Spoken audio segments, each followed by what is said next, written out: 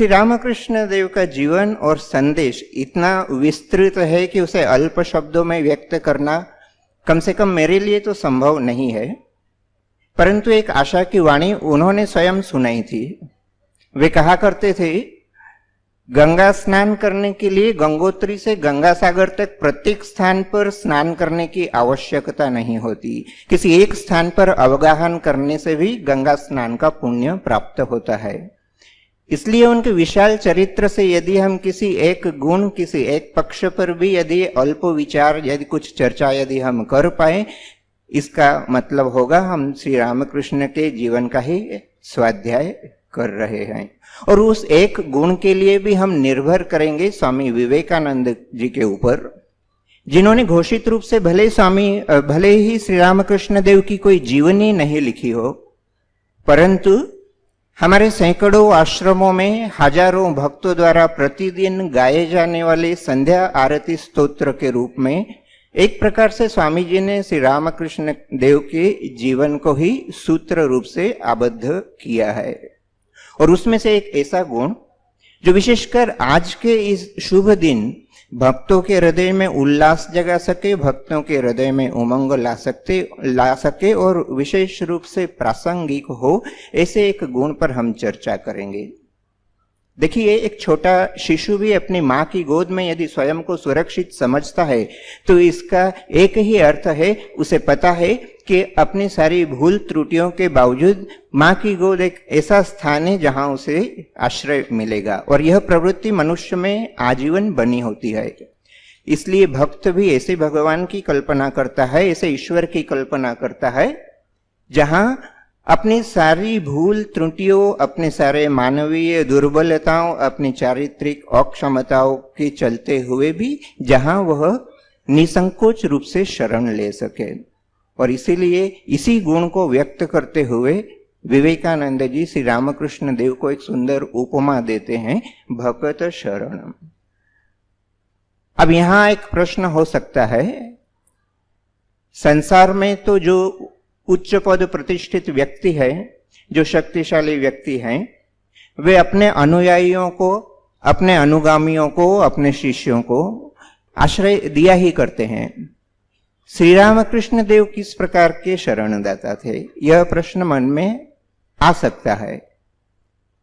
सिर्फ आर्थिक, सामाजिक, राजनीतिक क्षेत्र में ही नहीं, धर्म के क्षेत्र में भी देखा जाता है। मनुष्य इतना स्वार्थी है कि ऐसे धर्म, ऐसे मत भी होते हैं जहां ईश्वर की कल्पना भी ऐसे व्यक्ति के रूप में की जाती है जो सिर्फ अपने शिष्यों को शरण देता है और बाकी को शायद नरक की अग्नि में जलने के लिए छोड़ देता है। तो स्वाभाविक ही मन में प्रश्न उठता है कि श्री रामकृष्ण कैसे शरणदाता है।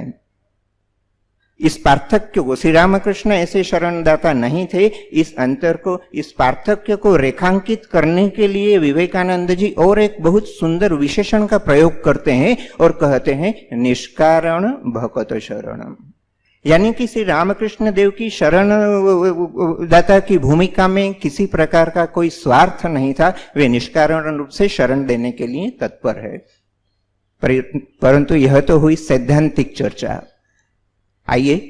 कुछ उदाहरण के माध्यम से हम देखने का प्रयास करें श्री रामकृष्ण कैसे निष्कारण भगत शरण थे। तो सर्वप्रथम हम देखते हैं उनके सन्यासी शिष्यों की तरफ। और सन्यासी शिष्यों में यदि मैं विवेकानंद, ब्रह्मानंद, शारदानंद जैसे नामों का यदि प्रयोग करूं, यहां फिर किसी के मन में प्रश्न हो सकता है कि इन सन्यासियों ने रामकृष्ण देव के नाम के प्रचार प्रसार या संघ की स्थापना और उसकी संचालना में जो भूमिका निभाई, इसे देखते हुए इन पर श्री रामकृष्ण देव की कृपा को शायद निष्कारण मानना समीचीन नहीं होगा। तो हम वैसे भी श्री रामकृष्ण देव के जीवन में यदि हम देखें तो उनके जीवन काल में ही उन पर इस प्रकार के आरोप, इस प्रकार के अभियोग लगा करते थे कि वे सिर्फ शिक्षित परिवारों के संभ्रांत युवकों को ही शरण देते हैं। तो यदि इस आरोप का खंडन यदि हमें करना है तो हम एक अद्भुत उदाहरण लेंगे, और वह अद्भुत उदाहरण है स्वामी अद्भुतानंद जी का, जिन्हें हम लाटू महाराज के नाम से भी जानते हैं। आप में से जो लाटू महाराज के जीवन से परिचित नहीं है, उनकी जानकारी के लिए बता दूं, लाटू महाराज का जन्म यहाँ से बहुत दूर सुदूर बिहार के छपरा जिले के किसी एक गांव में एक अत्यंत दरिद्र परिवार में, शायद किसी मेषपालक परिवार में जन्म हुआ था। और 5 वर्ष की उम्र होते न होते उनके माता पिता दोनों का निधन हो जाता है। तो यह जो अनाथ दरिद्र बालक है, यह किसी प्रकार अपने कुछ आत्मीयों के बीच में, कुछ स्वजनों के बीच में बड़ा होता है और बहुत कम उम्र में ही अपने आजीविका के संधान के लिए कलकत्ता शहर चला आता है। और संयोग से यहाँ लाटू को शरण मिलती है श्री रामकृष्ण देव के एक गृही भक्त रामचंद्र दत्त के निवास में।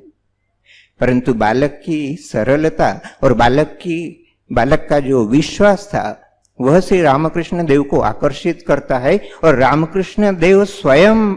रामचंद्र दत्त को बोलकर और लाटू को अपनी शरण में, अपनी सेवा में ले लेते हैं। लाटू की शिक्षा का यह हाल था कि जगत गुरु कहलाने वाले श्री रामकृष्ण देव भी हार मान जाते हैं, वे उन्हें वर्णमाला तक नहीं सिखा पाए थे।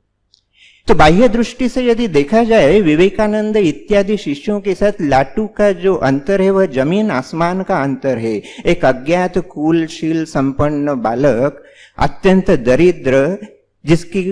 कोई तथाकथित शिक्षा दीक्षा नहीं है,